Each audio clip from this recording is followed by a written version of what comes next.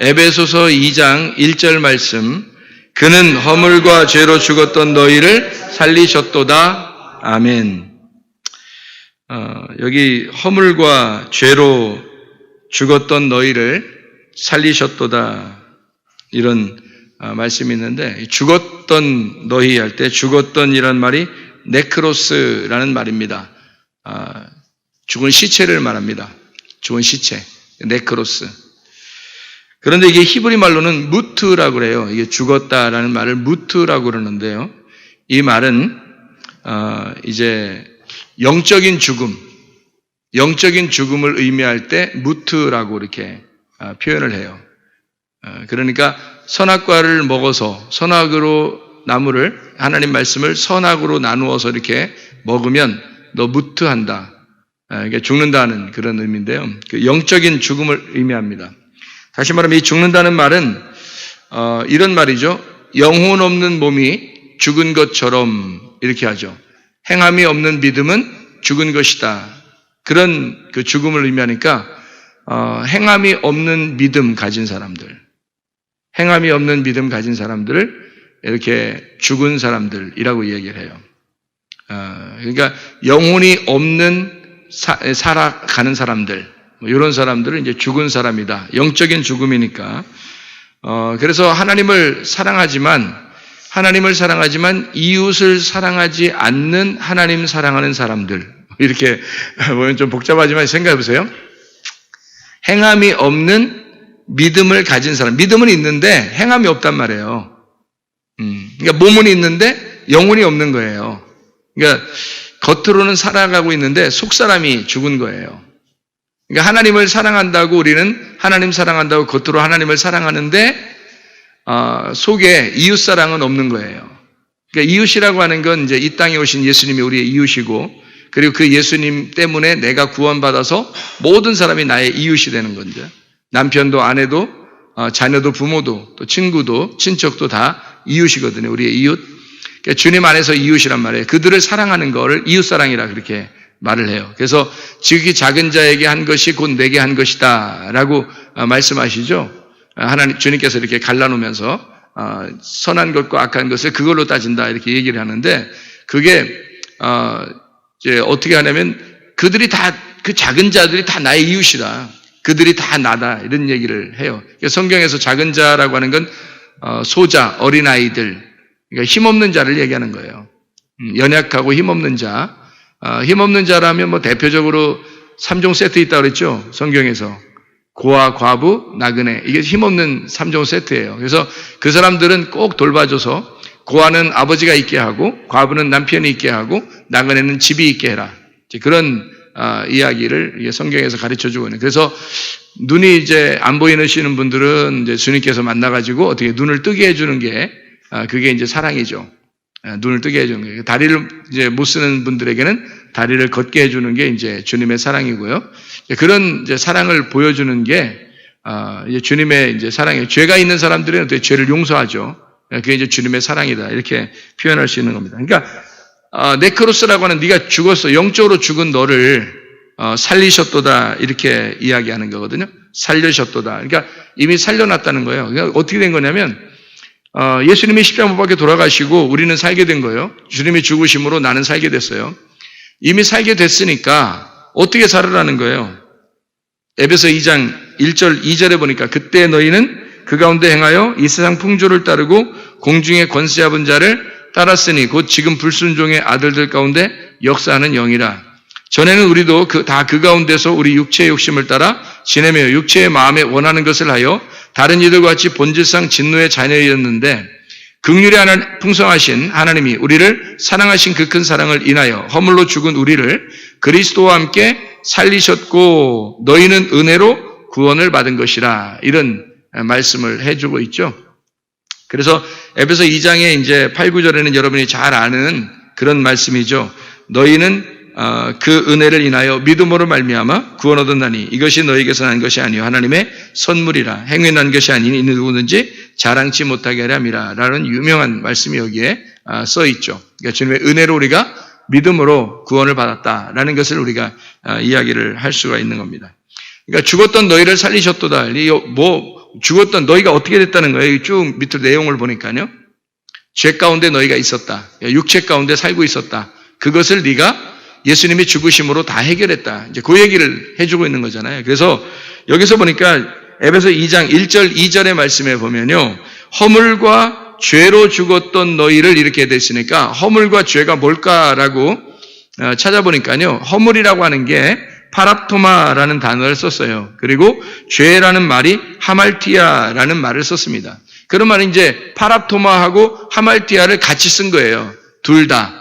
그러면 파랍토마가 어떤 의미냐면 길에서 미끄러진 것을 파랍토마라고 그러고요. 하말티아라고 하는 것은 관역에서 벗어난 것을 갖다가 하말티아라고 그럽니다. 그러면 그게 죄라고 하는 거죠. 그럼 여기에서 네가 그런 데서 죽었던 너희를 살리셨도다 했으니까 그런 데서 벗어나게 했다 그런 말이겠죠. 그죠? 그러니까 관역에서 벗어난 것을 벗어나게 했다라는 말이고 길에서 너가 미끄러진 것을 다시 미끄러지게 했다 그런 말이에요. 그래서 길에서 미끄러진 사람이 미끄러져서 정상적으로 돌아왔다. 관역에서 벗어난 사람이 그 벗어나게 해서 다시 그 안에 관역으로 돌아오게 했다. 그게 살리셨도다라는 말입니다. 그러니까 죽은 사람은 어떻게 된 거라고요? 관역에서 벗어난 사람은 죽은 사람이라고. 길에서 미끄러진 사람은 죽은 사람이라고요. 그러면 산 사람은 어떻게 되는 거예요? 다시 길로 돌아온 사람이 산 사람이고요. 관역으로 다시 돌아온 사람이 산 사람이라는 얘기예요. 그렇죠? 그러니까 관역이라는 게 뭐냐면 하나님이에요. 관역이 하나님입니다. 관역에 딱 돌아와라 그 말은 하나님께 돌아와라는 말이죠. 근데 하나님의 뭐에 돌아오라는 거예요? 성경은 뭐에 대해 쓴 거예요? 하나님의 마음에 대해 쓴 거예요. 그러니까 하나님의 마음을 알아라. 하나님의 마음에 돌아와라 그 말이거든요. 그게 관역에 돌아온 거예요. 그러면 하나님의 마음을 모르면 어떻게 되는 거예요? 그건 죄가 있는 거예요. 여러분이 생각할 때 죄는 다 어떻게 생각해요?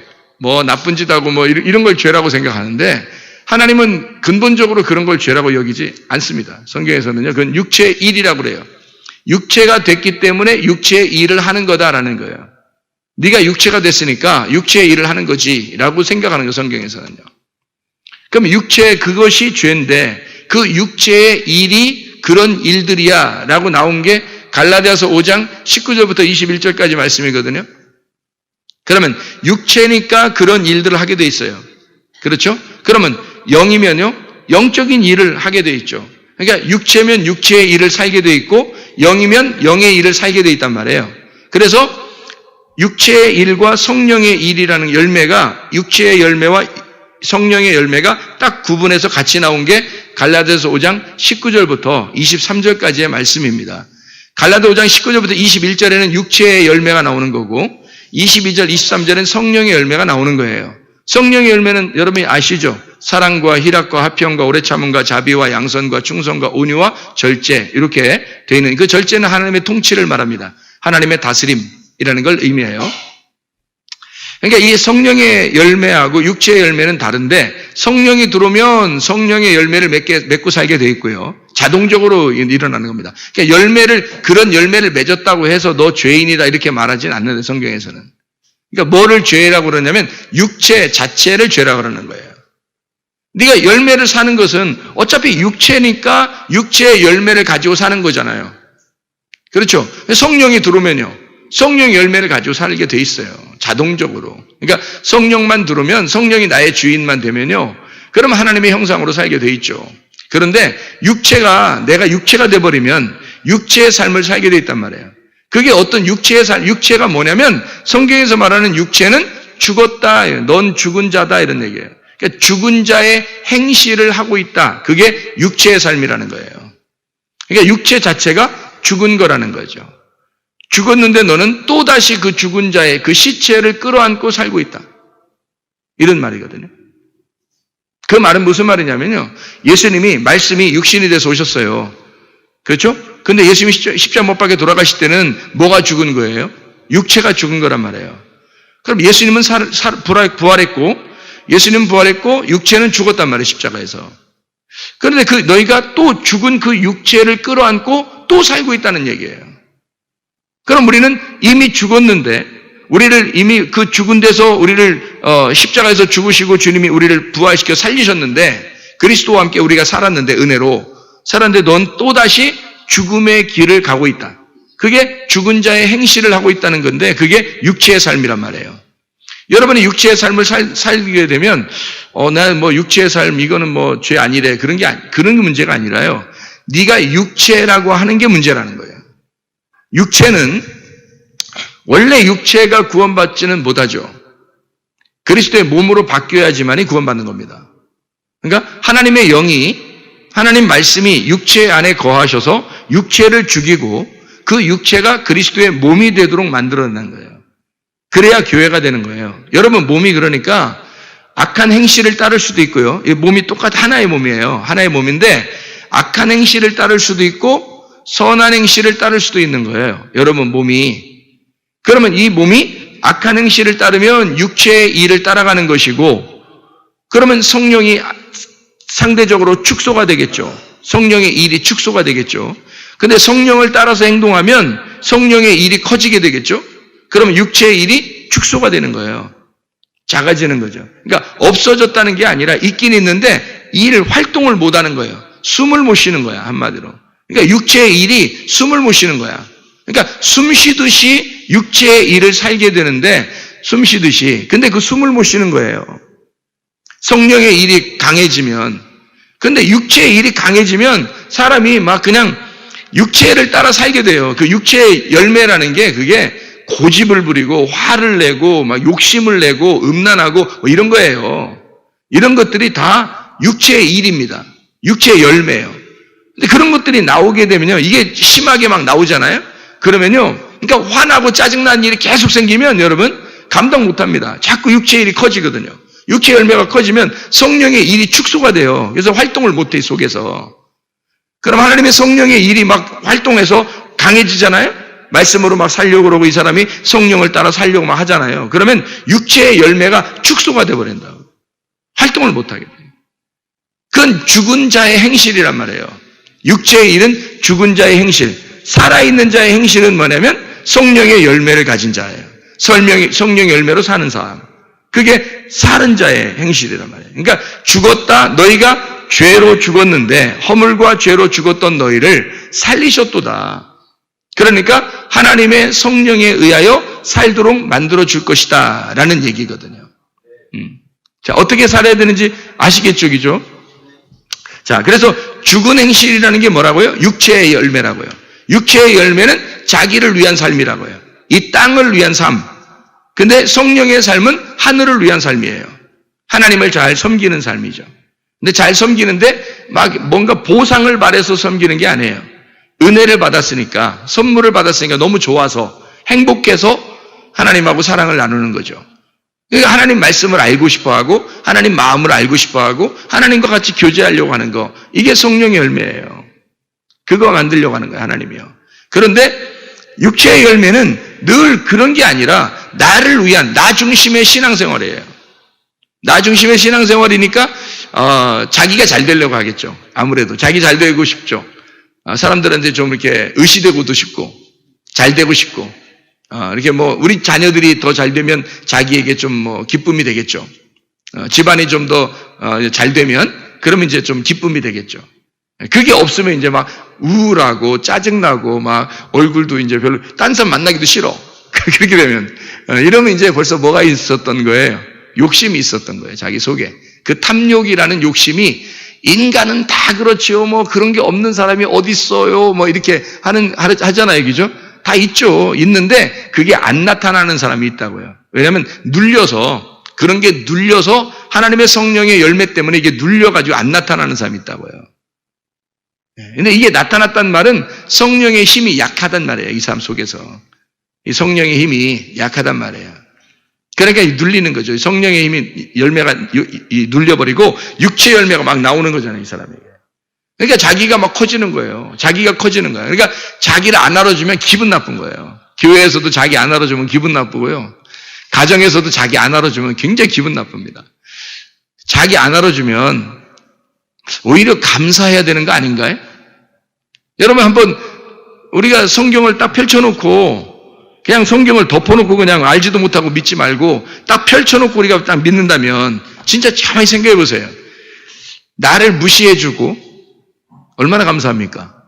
나를 무시해주고 날 안 알아주고, 그냥 별로 신경도 안 써주고, 얼마나 감사한 일이에요? 그러면 자기가 어떤 욕심이 안 생기잖아요. 욕심이 안 생기잖아요, 그렇게 하면. 그냥 다 내려놓게 되잖아요. 그래, 막가지 나도 이제, 그냥, 난 나 사람 바라보고, 이제, 주의 일하는 거 아니야. 이렇게 되는 거죠, 그죠? 나 사람 바라보면서 하는 거 아니야, 이제. 왜냐면 포기한 거예요. 자기가 포기가 된 겁니다. 그때부터 시작이에요. 그때부터 하나님이 그 사람하고 간섭하기 시작하고, 그때부터 하나님이 사랑하기 시작하는 거예요. 사람한테 잘 보이려고 하기 시작하면요, 한도 끝도 없습니다. 여러분. 그러니까 내가 잘해줄 때만 사람들이 날 잘해주게 돼 있죠, 사람들이요. 자기가 잘해줄 때만. 자기가 어려움을 당하거나, 힘든 일을 당하거나, 자기가 이제 다 모든 게 이제 자기가 잘해주는 게 없이 자기가 정말 힘들어서 혼자 고민하고 있고, 혼자 고독하게 있어봐요. 다 떠납니다, 친구들은요. 거의 다 떠나요. 그럴 때 내가 너와 함께 있을게. 이런 사람이 거의 없어요. 다 이해관계로 얽혀 있기 때문이죠. 근데 이해관계 없이 얽혀 있는 분이 딱 한 분 계신데, 나를 위해서 자기 목숨을 버리신 내 신랑 되신 예수님, 내 아버지 되신 하나님이에요. 그분만이 이해관계가 없는 거예요. 그러니까 사람들 바라보고 할 필요도 없어요. 가정에서도 마찬가지예요. 가정에 부부가 있는 것은, 남편과 아내가 있는 건 어떻게 하기 위해서 있는 거라고요? 남편과 아내가 맞서 있기 위해서 있는 거라고요. 그러니까 상대편으로 맞물려서 있으려고요. 맞서서 있는 거예요. 오른쪽 왼쪽으로 있으려고, 위와 아래로 있으려고요. 이렇게 맞물려서 마주 보기 위해서 있는 자예요. 그게 남편과 아내입니다. 둘이 드디어 하나가 됐다 이러면 이걸 부부라 그러는데, 이게 이제 하나 된 마음, 하나 된 말씀이 되는 거예요. 예수님하고도 똑같아요. 예수님하고 여러분하고 맞서 있으면요, 항상 대적자입니다. 하나님이 여러분을 늘 대적하셔요. 왜? 너 교만하니까. 둘로 나누어져 있기 때문에 이건 교만이에요. 하나님이 우리에게 말하는 교만은, 성경에서 교만은 네가 나하고 맞서 있다는 겁니다. 말씀하고 네가 떨어져 있다 그러면 너는 맞서 있는 거야. 그걸 교만하다 그러는 거예요. 사람들이 좀 잘난 체하고 이런 걸 교만하다고 하는 거 아닙니다. 성경에서 교만은요. 사람이 좀 잘난 체 하고 싶지. 솔직히 생각해 보세요. 집에서, 그 직장에서 승진이 됐어. 그러면 어디서 으스대요? 어디서? 직장에서 승진했는데 어디서 좀 자랑하고 싶겠어요? 집에 가서 자랑하고 싶을 거예요, 아니에요? 직장에 승진했으면 집에 가서 나 승진했어. 그래요? 하면서 이렇게 해주면 말이에요. 남편이 막 기분 진짜 좋죠. 근데 그래서 이러면요, 기분 진짜 집에서 얘기하고 싶겠어요? 자기가 승진했으면 어디서 얘기하고 싶냐고. 길에 지나가다가 승진하고서 오다가 길에서 나 승진 이러면서 오겠냐고. 이거 이상한 사람들이 이상해서 저 사람 조심해야 돼, 이렇게 지나다니죠. 사실 승진했거나 애들이 공부 잘할 때 있잖아요. 애들이 공부 잘해서 엄마한테 아빠한테 나 이거 오늘 성적 이렇게 나왔네? 이렇게 하잖아요. 그러면 야, 진짜 너 기분 좋겠다. 엄마도 그 얘기 들으니까 진짜 기분 좋네. 근데 넌 얼마나 좋겠어. 이런 식으로 얘기해 줘야 되는데, 야, 엄마 때는 말이야, 그런 건 점수도 아니야. 이런 식으로 하면요, 애가 나중에 성적까지 오고 싶겠어요? 기분 진짜 우울하다, 그렇게 하면. 그러니까 이 말을 예쁘게 할 줄 알아야 되겠죠? 말을 예쁘게 하라 그러잖아요, 사람들이죠? 말 예쁘게 하라고. 그래서 말 예쁘게 하는 사람이 예쁜 거예요, 진짜 예쁜 건. 그래서 집에서도요, 남편을 존중하는 건 딱 한 가지, 다른 거 하나도 없어요. 남편 존중하는 거, 애들 존중하는 거, 부모 존중하는 거, 이거 있잖아요. 다른 거 하나도 없어요. 말만 예쁘게 하면 되는 거예요. 말만 예쁘게 하면. 진짜 당신이 최고야. 내가 많이 다녀봐도 당신만한 사람이 없더라고. 집에 자꾸 오고 싶겠어, 안 오고 싶겠어? 집에 자꾸 오고 싶은 거야. 그런 얘기 해주는, 그런 예쁜 말을 해주는 아내한테 자꾸 보여주고 싶은 거예요, 자기를. 생각해 보세요. 자녀들도 마찬가지고요. 그러니까 이 말이라는 게 굉장히 중요한 거거든, 말이. 오죽하면 하나님이 말씀이라 했겠어, 자기를. 그러니까 하나님은 엄청 말 잘하시는 분이에요. 우리를 사랑하시는 분이야. 혼내기도 하지만 사랑하시는 분이에요. 말을 진짜 잘하시는 분이에요. 하나님이 내가 너희를 살릴게. 근데 내가 신랑인데 너를 위해서 내가 죽을 거야. 그만큼 난 사랑해. 그리고 눈 이렇게 안 보이는 분들을 막 눈 뜨게 해주는 거예요. 사실은 내가 눈먼 장님이야. 이러면서 자기를, 왜냐면 내가 사랑하기를 내가 눈 감고 사랑하는 거야, 너를. 나는 진짜 그냥 아무것도 생각 안 하고 그냥 사랑해, 너를. 무조건 사랑하는 거야. 나 너 이뻐 사랑하는 것도 아니고, 나 너 잘생겨 사랑하는 것도 아니야. 나 너 뭐 있어 사랑하는 것도 아니야. 그냥 눈 딱 감고 나 사랑하는 거야, 너를. 이거 말 얼마나 이쁘게 하는 겁니까? 예수님이 말 얼마나 이쁘게 하는 거예요. 이렇게 아내가 남편한테 얘기한다면 남편 그냥 가버려요, 그냥. 그렇지 않겠어요? 아니, 우리 교육시키는 게 아니라 지금 제가 이런 걸 교육시키는 게 아니라, 아니, 속에 하나님의 성령의 그 열매를 자꾸 맺어야 된다는 얘기예요. 육체의 열매를 맺으면 안 된다. 그런 얘기를 하고 있는 겁니다. 육체의 열매는 이게 자꾸 악한 본성이 나오는 거예요. 우리 속에서. 욕심, 탐욕. 그러니까 자기를 위한 신앙생활 하는 거예요. 그게 욕심이에요. 그 자기를 위한 신앙, 이게 바알 숭배가 되는 거고요. 자기를 위한 신앙생활이니까. 근데 우리가 하나님을 섬기는 것은 기뻐서 그러는 거예요. 하나님이 먼저 우리를 사랑하셨기 때문에, 먼저 우리를 그렇게 사랑하셨기 때문에, 그리고 나에게 말을 그렇게 하시기 때문에, 나를 그렇게 사랑하신다고 말씀하시기 때문에, 그래서 우리는 그 사랑에 막 맛이 간 거예요. 그래서 너무 좋아서 막 섬기고 싶은 거예요. 그냥 막 선물도 해주고 싶은 거예요. 막 뭔가 이렇게 막 드리고 싶은 거예요. 너무 좋으니까. 하나님이 너무 좋으니까. 억지로, 여러분 이제 교회 다니면서 신앙생활을 어떻게 하나 봐요? 억지로 하나님 앞에 내가, 이만큼 해야 된다. 그러면 하나님이 나한테 이만큼 복을 내려 주실 것이다 라고 생각하고 하나님 앞에 봉사하고 섬기고 그렇게 한 것은 다 가짜입니다. 가짜예요. 잘못 섬긴 거예요.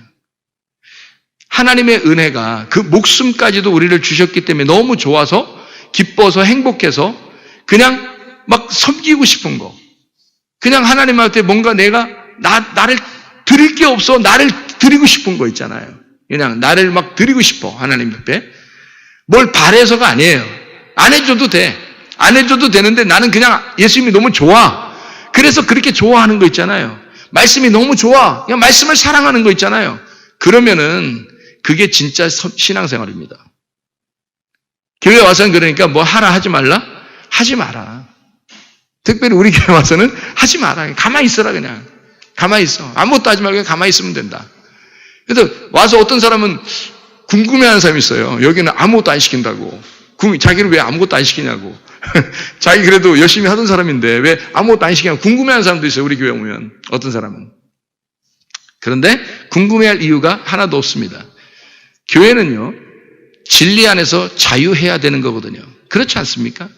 내가 열심히 뭔가를 해야 보상을 받고 사람들이 날 인정한다면 그건 잘못된 섬김이에요.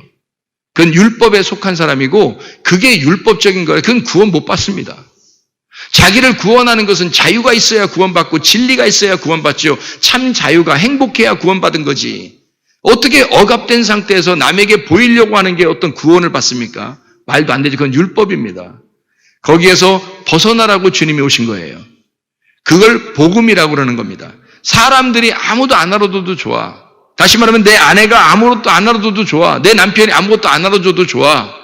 교회 사람들이 아무도 안 알아둬도 좋아. 그냥 내가 주님 사랑해서 그냥 좋아서 은혜를 받아서 너무 행복해서 그냥 행복하게 살아가는 거 있잖아요. 그러면 아내가 좋아할 것이고 남편이 좋아할 것이고 교회 사람들도 좋아할 것이고 자기도 행복하고 하나님도 좋아할 것이고 그냥 그렇게 살아가는 거예요. 그런 행복이 천국 아닙니까? 그게 진짜 자유죠. 그게 진리가 우리를 자유케 한다면서 진리가 교회 왔더니 막 억압해가지고 우리를 갖다 율법으로 메어놓으면 우리가 올가매에 쌓여서 어떻게 살아요? 여러분. 그렇게 안 되죠. 진리는 자유케 하는 겁니다. 대신 울타리를 넘어가지 말라는 거예요. 물고기가 연못을 튀어나가지 말라는 거예요. 연못 안에서만 즐거워하라는 거죠. 그게 이제 주님 품 안에서, 말씀 안에서, 교회 안에서 즐거워하라. 그런 얘기거든요. 그러니까 진리, 그래서 교회 안에 오잖아요. 우리 교회는 아무것도 안 시키잖아요. 그래서 그럼 목사님, 나 뭐 하고 싶은데, 그럼 어떻게 했으면 좋겠어요? 이렇게 물어보고 싶잖아요. 물어보지도 마세요. 자기들끼리 얘기하세요. 얘기하면서 뭐라고 얘기하냐면 이렇게 목사님한테 꼭 질문 안 해도 돼요. 안 물어봐도 돼. 저도 바빠요. 저도 알고 보면 상당히 바쁜 사람이에요. 성경 읽느라고 바쁘고 기도하느라고 바쁘고 성경 연구하느라고 바쁘고 저도 바쁜 사람이에요. 다른 거로 바쁘지 않아요. 저는 그거로 굉장히 바쁜 사람이에요. 그러니까 저한테 얘기 안 해도 돼요. 만날 필요도 없어요. 자, 어떻게 하냐면 여러분이 서로서로 물어봐요. 나 어떻게 하고 싶은데 어떻게 하면 좋지? 서로서로 물어보세요. 근데 그럼 이제 상대방이 물어보세요. 뭐 하고 싶은데? 뭐 하고 싶은데? 뭘 잘하는데? 하고 싶은 게 뭐야? 그러면 자기가 한번 생각해보세요. 자기가 좋아하는 게 있을 거예요. 그죠? 자기가 좋아하는, 나는 사람들 밥 만들어주면 참 좋더라. 행복하더라. 나는 사람들한테 이렇게 뭐 사다 주면 너무너무 행복하더라. 나는, 이렇게 아프리카에 우물 파고 이러면 너무너무 행복하더라. 뭐 이런 게 있을 거 아니에요. 자기가 막 행복한 게 있을 거 아니야. 난 젊은 애들만 보면 이렇게 행복하지. 난 젊은 애들한테 라면이라도 막 끓여주고 싶어. 막 라면 값이라도 막 주고 싶어. 그런 거 있을 거 아니에요. 자기가 잘하는 게 있을 거란 말이에요. 자기가 잘하는 거. 나는 피아노를 잘 쳐. 응? 나는 노래를 잘하는 것 같아. 나는 말이야, 사람들을 만나서 얘기하고 인사하고 이런 걸 진짜 잘하는 것 같아. 다른 건 몰라도 그거만큼 다른 사람보다 내가 잘하는 것 같아. 그래? 그럼 그거 해. 그거 하라고 그냥. 아니, 누가 시킨다고 앞에 나가서 안내하고 그러나? 자기가 하라고. 우리 안내 없으면 안 해. 다 그런 은사들이 없는가 봐. 그런 은사들이 없는가 봐? 그럼 내비두라는 거예요. 피아노 치는 은사가 피아노 좋아하는 사람이 없다? 안 쳐도 돼요. 노래하는 거 좋아하는 사람 안 해도 돼요. 난 말씀 좋아하는 거야. 말씀만 하면 돼, 계속 뭐. 말씀만 계속, 뭐, 듣는 거고 말씀만 계속 하는 거지 뭐. 어때요? 아니, 초대교회, 사도행전 2장에 초대교회 사람들이요. 그때 무슨 피아노가 있었습니까? 드럼이 있었습니까? 키보드가 있었습니까? 아무것도 없었어요. 그들은 근데 그 시편을 노래했어요. 그리고 하나님 말씀을 가르치고 그들은 배우고 기도하기를 전혀 힘썼다. 이렇게 나와 있습니다. 그러니까 교회에 오잖아요. 그러면 자유해야 돼. 아주 자유인데 아무것도 안 시키는데 자기가 좋아하는 거 하고 싶은 거 그냥 하면 돼요. 그게 하나님의 자유예요. 그 진리 안에서 자유한 거야. 근데 자기가 하고 싶은 거 하면 또 행복하잖아. 그죠? 하고 싶은데 안 하면 또 그게 또 불행한 거거든? 하고 싶은 거 해. 그러면 그게 행복한 거야. 억지로 할 필요 없어요. 진리가 자유케 해야 되니까. 우리가 억압된 데서 우리가 해방된 것은 그리스도 예수 안에서 구원하신 하나님의 회복입니다. 하나님이 여러분 영혼을 회복하려고 한 것이지 억지로 하게 하려고 한 거 아니에요. 어떤 아이는 공부를 자기가 할 수 있는 게 공부밖에 없다. 예를 들어서 그럼 자기가 공부 잘하잖아요. 그러면 좀 공부 못 따라오는 아이들 그냥 가르쳐주면 돼요. 교회 와서도. 그 밑에 후배들한테 가르쳐주고 그러면 되는 거예요. 자기는 공부밖에 잘하는 게 없으니까. 그럼 공부 가르쳐주면 돼요. 그게 자기의 은사를 활용하는 거죠. 나는 나만 잘 돼야 돼. 그건 욕심이죠. 그건 욕심이잖아요. 그건 교회가 아니잖아요. 교회는 그런 게 아니라고요. 자기가 가지고 있는 걸 조금 더 풍성하게 가지고 있는 걸 다른 사람에게 나누어 주는 거예요. 자기가 가지고 있는 말씀을 가지고 있다면 말씀을 나누는 거고 기도를 정말 풍성하게 하는 사람은 기도를 중보기도해서 기도를 나누는 거고요. 찬양을 정말 풍성하게 가지고 있는 사람, 노래를 잘하는 사람, 이런 사람은 노래를 같이 나누어서 아름답게 해주는 거죠. 그 행복하게 만들어주는 거죠. 예배가 예배답게 만들어주는 거죠. 얼마나 감사합니까? 서로. 그게 우리 교회입니다. 우리 교회가 그런 교회가 되셔야 돼요. 왜? 허물과 죄로 죽었던 너희를, 육체의 일로 살던 너희를 살리셨다는 거예요. 이제 육체의 일로 네가 살면 안 된다는 거예요. 하나님의 성령의 열매로 살아야 된다는 거예요. 성령의 열매로 살아야 되니까 행복해야 되거든요. 기뻐야 되거든요. 하나님의 성령이 너희의 주인 되니까, 구원받았으니까. 그러니까 너는 행복해야 된다. 너 즐거워야 된다. 그런 말이거든요. 그러니까 우리 속에서 진정으로 우리가 산 사람의 행동, 성령의 열매의 사람, 그런 사람들이 되셔야 합니다. 주님의 영이 우리 안에 들어오면 그런 사람으로 우리를 만들어 버리시겠죠. 그렇게 삶을 살아야 합니다. 성경에 제가 여러분에게 이제 이야기하는 거 한번 잘 들어보세요. 성경을 한번 찾아보겠습니다. 뭘 찾아보냐면 자칼과 네케바하고 이시야를 한번 찾아보려고 그래요. 창세기 1장부터 7장까지를 한번 찾아보려고 합니다. 한번 여러분이 한번 찾아봐요. 자칼이라는 부분이 있어요. 창세기 1장에 나와 있는데 1장 27절입니다. 시간이 많지 않으니까 빨리 찾도록 하겠어요. 창세기 1장 27절. 하나님이 자기 형상 곧 하나님의 형상대로 사람을 창조하실 남자와 여기 남자가 자칼입니다. 5장 2절의 말씀 보면요. 5장 2절 남자와 여자를 창조하셨고 그들이 창조되던 날에 하나님이 그들에게 복을 주시고 그들의 이름을 사람이라 일컬으셨다 할 때 거기 남자 5장 2절에 있는 남자와라는 게 자칼입니다. 6장 19절을 봐요. 제가 이렇게 의도적으로 이렇게 쭉 읽는 이유를 여러분이 아셔야 되는데 6장 19절에 보니까요. 혈육 있는 모든 생물을 너는 각기 암수, 수 여기서 암수 한 쌍씩 방주로 들어갈 때 그 암수 할 때 수가 자칼입니다. 남자를 얘기하는 거예요.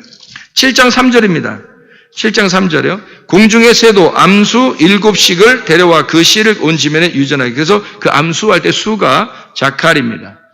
7장 9절에도 보면요. 하나님이 노아에게 명하신 대로 암수 2씩 노아에게 나와 방주로 들어갔으며 라고 여기도 자칼입니다. 암수 2씩이요. 여기 창세기 7장 2절하고 창세기 7장 9절하고는 좀 다르죠.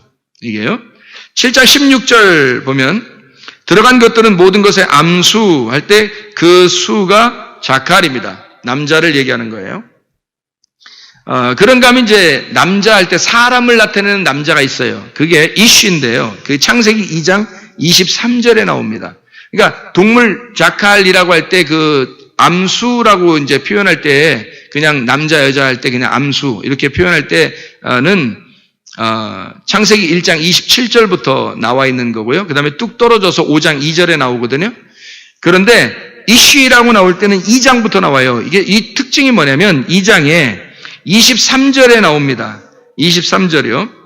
뭐라냐면 아담이 이르되 이는 내 뼈 중에 뼈요 살 중에 살아 이것을 남자에게서 취하였은즉 할 때 여기가 이슈입니다. 이슈아가 나왔기 때문에 이슈라고 부르는 거예요. 자기를. 그래서 이슈 남자에게서 취하였은즉 이랄 때 거기에 나오는데 이게 이슈가 되는 이유가 어디에 있냐면 창세기 2장 7절이에요. 생기가 들어갔기 때문입니다.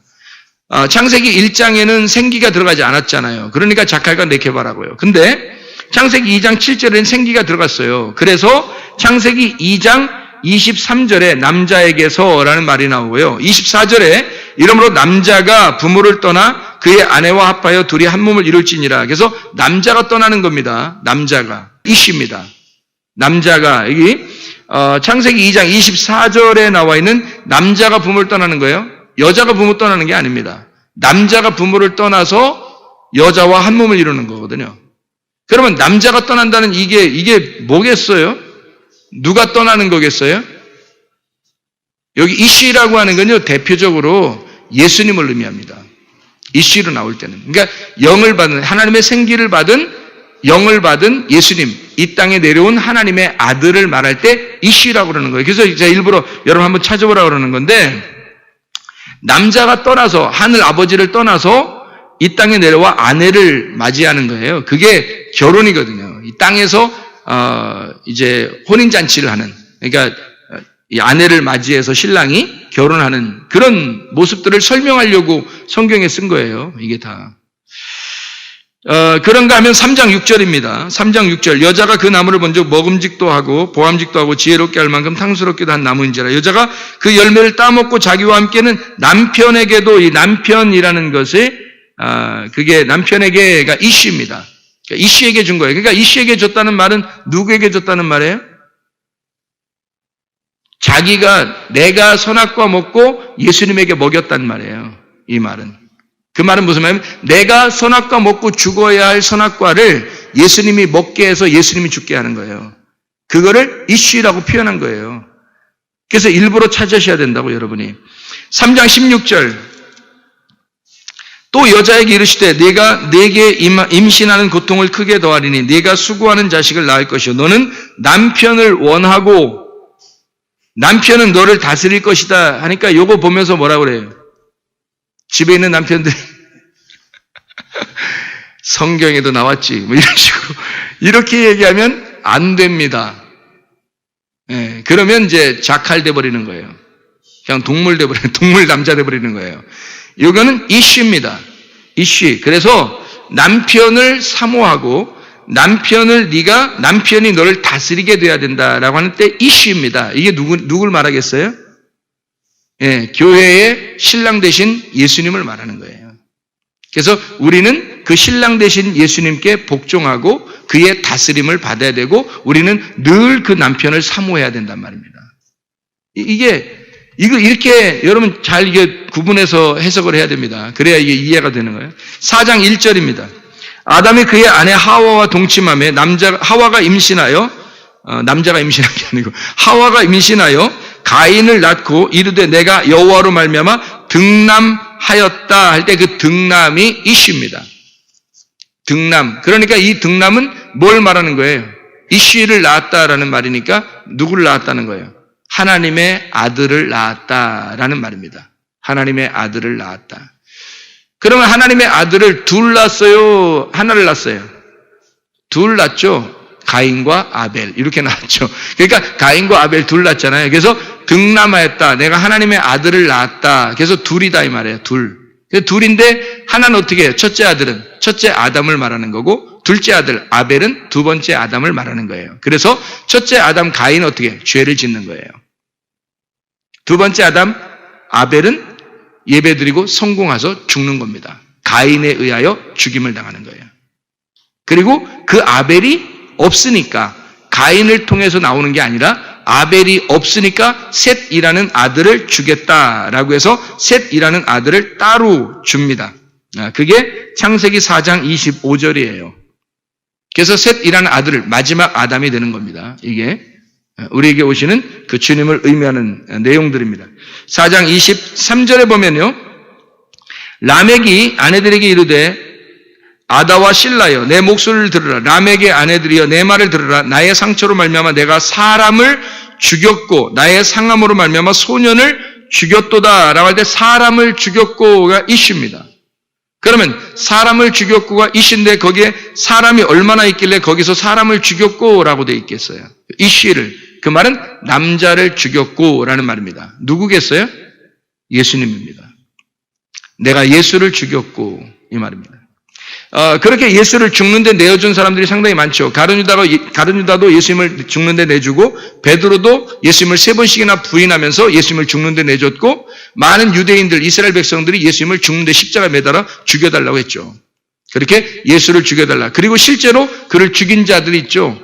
바리새인들, 제사장들, 서기관들 이런 사람들이 예수를 죽게 내비두고 그리고 빌라도의 형틀의 빌라도의 그 사형 선고를 받고 그리고 로마 군병에 의해서 죽임을 당하죠.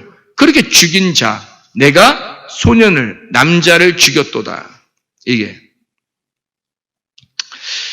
자, 6장 9절입니다. 창세기 6장 9절이요. 이것이 노아의 족본이라. 노아는 의인이요. 당대 완전한 자라. 그는 하나님과 동행하였으며 라고 할 때 의인이요. 의인이요. 이게 사람 인자거든요. 의인이요 할 때 인이 사람입니다. 남자예요. 그러니까 이슈를 말합니다. 그러니까 의인이라는 게 노아를 의미하는 게 아니라 그러니까 누구를 말하겠어요? 우리를 구원하신 안식을 주시는 예수님을 말하는 거죠. 의로운 예수님, 의로운 이슈다 이 말이죠. 7장 2절에 보면요. 너는 모든 정결한 짐승은 암수 7씩 부정한 것은 암수 2씩을 4개로 데려오며 라고 되어 있습니다. 암수라고 할 때 여기서 수라고 하는 게 이게 이슈입니다. 그러니까 동물을 데려오라고 했더니 사람을 데려왔다는 거예요. 이게요. 그러니까 동물이 사람이 돼서 방주에 들어가는 겁니다. 그래서 창세기 7장 9절에는 하나님이 노아에게 명하신 대로 암수 2씩 노아에게 나와 방주로 들어갔으며 라고 되어 있거든요. 이게 이제 자칼과 네케바예요. 여기서는 7장 9절은요. 근데 7장 2절에는 여기 암수가 뭐라고요?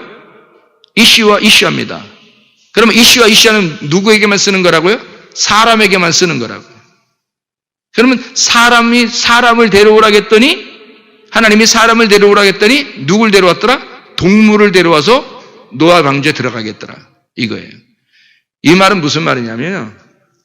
제가 지금 네케바를 또 찾아야 되는데 창세기 네케바만 한번 찾읍시다.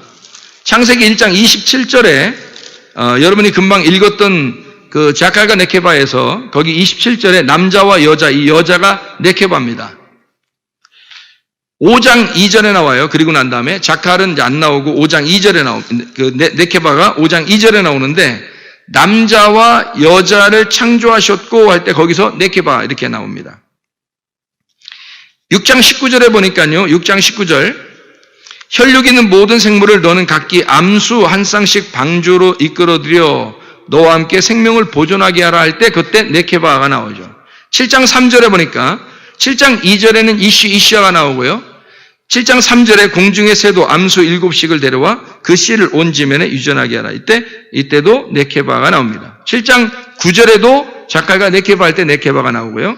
7장 16절에 들어간 것은 모든 것의 암수라 이렇게 하나님이 그에게 명하신 대로 들어가며 여호와께서 그를 들여보내고 문을 닫았다 할 때 거기도 자칼 네케바 할 때 네케바입니다. 그러면은 이게 네케바 또 자칼 그리고 이쉬라고 하는 이쉬라는 의미는 전혀 달라요. 자칼이라는 의미하고. 그러니까 자칼은 자칼 네케바라고 하는 건 동물을 쓸 때도 같이 써요. 그런데 이쉬와 이쉬아는 반드시 사람에게만 쓰는 겁니다. 이쉬와 이쉬아는. 그런데 우리가 이 한국 성경책을 보면 7장 2절에 보면 짐승을 암수 이렇게 돼 있죠? 암수. 이게 이쉬와 이쉬아 이렇게 돼 있어요. 그 말은 남자, 여자, 사람을 말하는 겁니다. 그러니까요, 성경이 잘못됐든지, 예? 성경이 잘못됐든지, 글씨를 한국말이 잘못됐든지, 아니면 뭔가 의미가 속에 들어있든지 그렇게 돼야 되는 거예요. 그래서 그 의미를 찾아내는 거예요. 여러분과 제가 이 말씀을 보면서 이 여자라고 하는 게요. 이시아라고 이시가 남자고 이시아가 여자인데 사람을 나타낼 때요. 창세기 2장에 많이 나옵니다. 2장에 22절에 여자를 2장 23절에 여자라 2장 24절에 그 아내와 합해서 이제 하나가 이룰 줄 할 때 창세기 2장 25절에 그 아내라고 나오고요.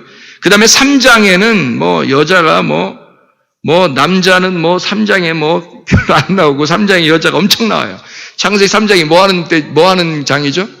선악과 먹는 장이에요. 선악과 먹는 장에 여자가 거의 다 등장을 하는 거예요. 근데 그게 여자가 보통 여자가 아니라 사람 여자예요. 그 사람 여자가 나온다는 얘기는요, 구원받은 교회가, 구원받은 그리스도인들이 선악과 먹는 얘기를 쓴 거예요. 그 얘기를 제가 왜 하는지를 여러분이 이해를 하셔야 됩니다. 성경을 많이 읽어보고 다시 이해하셔야 돼요. 3장 1절에 여자에게 뱀이 꼬이죠. 그 다음에 3장 2절 여자가, 3장 4절 여자에게, 3장 6절 여자가, 3장 8절 아내, 그 아내가, 3장 12절 여자, 3장 13절 여자에게, 여자가, 3장 15절 여자와, 3장 16절 여자에게, 3장 17절 네 아내에, 3장 20절 그 아내를, 3장 21절 그 아내를 위하여, 4장 1절에 이제 그 아내가 이렇게 나오죠. 그러니까 3장에 거의 다 여자예요. 죄 짓는 건 다 여자. 누가 한 거예요? 우리요. 우리입니다. 구원받은 우리가 아직 육체의 삶을 사는 것. 그래서 계명으로 네가 육체냐 성령의 삶이냐 육체의 열매로 사는 거냐 성령의 열매로 사는 거냐를 구분할 때 그때 이시아가 등장하는 거예요. 여자, 교회, 그리스도인들을 말하는 거죠. 4장 1절에 그 아내, 4장 17절에 아내와 4장 19절에 아내를, 4장 23절 아내들에게, 아내들이요. 4장 25절에 아내와, 6장 2절에 아내를, 6장 18절에 아내와 자부들, 7장 2절에 암수할 때 이게 여자예요. 이샤입니다. 굉장히 특징적인 거죠, 여기가. 창세기 7장 2절은 굉장히 중요한 절수예요. 왜 이거를, 의미를 깨달으면 굉장히 중요한 절수가 되는 겁니다. 창세기 7장 7절에 아내와 자부들, 창세기 7장 13절 처와 자부들 이렇게 되어 있습니다. 이게 창세기 7장 2절에 보면 특이하게 이것만 바꿔놨어요. 노아 방주 들어가는 동물들을 갖다가 사람이라고 바꿔놨어요. 그러면요, 이게 어떻게 되는 거냐면요, 이런 말이에요. 동물을 사람 의인화시켜서 방주에 들어가도록 설명해 놓은 거예요. 이게 쉽게 얘기하면. 그러니까 사람을 동물처럼 이야기하는데 그 동물을 사람처럼 이야기해서 집어넣은 거다. 이렇게 되는 거죠. 그러면 동물이 들어갔어요. 분명히 동물이 들어갔는데 그런데 사람이 들어간 거죠. 그 말이 뭐예요? 동물과 사람이 같다라는 얘기입니다. 드디어. 이 말이 무슨 말이냐면요. 창세기 1장 27절에요. 하나님이 자기 형상, 곧 하나님의 형상대로 사람을 창조하시되 남자와 여자를 창조하시고 라고 되어 있습니다. 여기서 남자와 여자는 뭐라고요? 자칼, 네케바라고요. 동물들을 창조하시고 라고 되어 있는 거예요. 남자와 여자. 남자, 여자를 동물적 남자, 여자를 창조하셨는데 그런데 그들이 누구 형상으로 만들어졌다고요? 하나님의 형상으로 만들어졌다고요. 하나님의 형상으로 만들어졌는데 자칼과 네케바라고요. 그러니까 동물인데 하나님의 형상으로 만들어졌다. 이걸 설명하려고 한 거고요.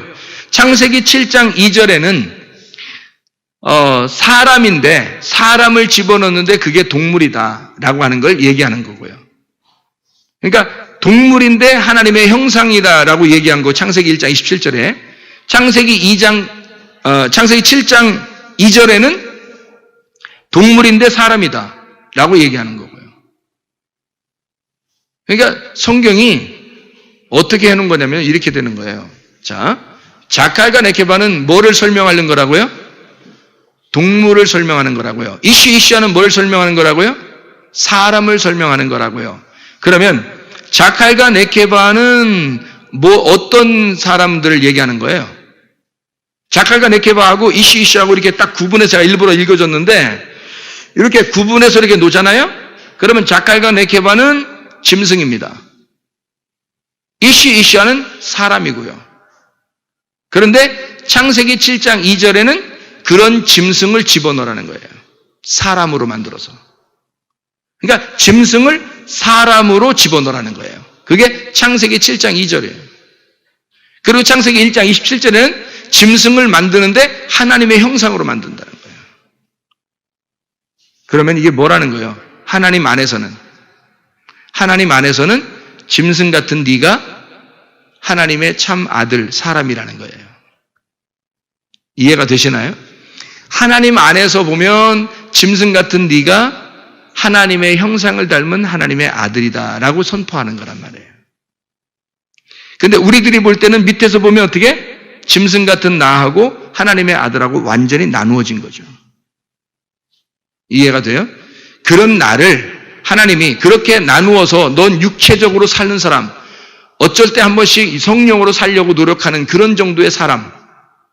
그래서 네가 성령의 사람인지 육체의 사람인지도 모르고 구분나지 못하고 이렇게 살아가던 너를 그 허물로 그 죄, 길에서 미끄러지고 관역에서 벗어난 그 죄 가운데 있는 너를 주님이 살리셨도다.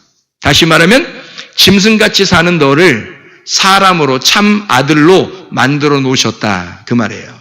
참 사람으로 만들어 놓으셨다. 그래서 짐승과 사람이 하나 되도록, 짐승과 사람을 구분하지 않도록 하나님이 구분하지 않고 노아의 방주에 집어넣으셨다.